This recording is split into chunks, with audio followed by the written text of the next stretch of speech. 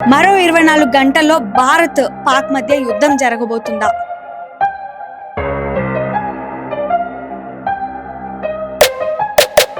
Jung siren మోగించే time వచ్చేసిందా?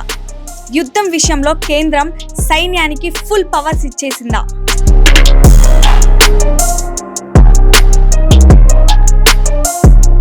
PoK సరిహద్దుల్లో 4 rifle jets చక్కర్లు కొట్టింది అందుకేనా?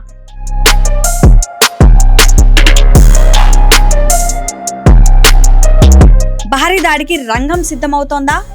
పిఓకేలో ఉగ్రవాద శిబిరాలను స్మాష్ చేస్తారా?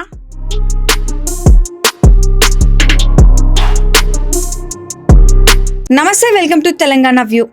పెహల్గాం దాడి తర్వాత భారత్ పాకిస్తాన్ మధ్య ఉద్రిక్తతలు, భయాలు అంతకంత పెరిగిపోయాయి. మరోవైపు భారత సైన్యం ఎప్పుడు దాడి చేస్తుందో అన్న భయంతో పాకిస్తాన్ వణికిపోతుంది. సరిహద్దులకు రాడర్లు, యుద్ధ విమానాలు తరలిస్తోంది. మరికొన్ని గంటల్లో ఇండియా తమ దేశంపై దాడి చేయబోతుందంటూ పాక్ మంత్రి ఇప్పటికే లీకులు ఇచ్చేశాడు. దీంతో రెండు దేశాలు యుద్ధానికి సిద్ధంగానే ఉన్నట్లుగా అనిపిస్తోంది. హాట్ లైన్ లో హాట్ డిస్కషన్ నియంత్రణ రేఖ వెంబడి అంటే ఎల్ఓసి వెంట పాకిస్తాన్ గత కొన్ని రోజులుగా కాల్పులు జరుపుతూనే ఉంది. ఇండియన్ ఆర్మీని కవ్విస్తూనే ఉంది. వాట్ ఈస్ దిస్ అంటూ భారత military operations director general Pak army director general తో హాట్ లైన్ లో మాట్లాడారు. కాల్పుల విరమణ ఒప్పందాన్ని కాదని ఎందుకు ఫైరింగ్ చేస్తున్నారని, ఇలానే చేస్తే ఊరుకోమో అని గట్టిగానే వార్నింగ్ ఇచ్చారు. ఇండియాకు పాక్ పై దాడి చేసేందుకు ప్రపంచ దేశాల మద్దతు కూడా పెరుగుతోంది. కాశ్మీర్ వివాదాన్ని పూర్తిగా పరిష్కరించాలంటే పిఓకేను ఇండియా స్వాధీనం చేసుకోవాల్సిందేనని సూచించారు Britain MP lord Meghnath Desai. అదొక్కటే ఉగ్రవాద సమస్యలకు సొల్యూషన్ అన్నారు. పిఓకే ఎప్పటికీ భారత్దే అన్నారు ఆయన. బ్రిటన్ విదేశీ వ్యవహారాలు మంత్రిత్వ శాఖ సైతం ఇండియాకు అండగా నిలిచింది.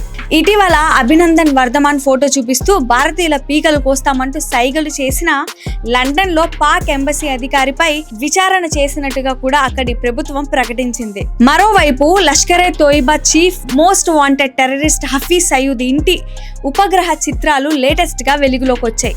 అతను జైల్లో లేడని తెలుస్తోంది. లాహోర్లోని ఓ రద్దీ ప్రాంతంలోని లగ్జరీ ఇంట్లో ఉంటున్నాడు.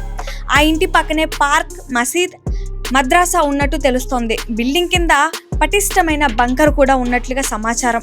పాక్ భద్రతా బలగాలు అతని ఇంటికి రక్షణ కల్పిస్తున్నాయని సమాచారం. మొత్తంగా వార్ వన్ సైడ్ చేయాలని మోడీ డిసైడ్ అయ్యారు. అందుకే జస్ట్ శాంపిల్ గా రాఫెల్ ఫైట్ జెట్స్ పాక్ సరిహద్దులో చక్కర్లు కొట్టి అక్కడి పరిస్థితి ఏంటో తెలుసుకున్నాయని తెలుస్తోంది. అన్ని కుదిరితే అర్ధరాత్రే దాయాది గుండెలో భారత తూటాలు దిగుతాయనే ప్రచారం జరుగుతుంది.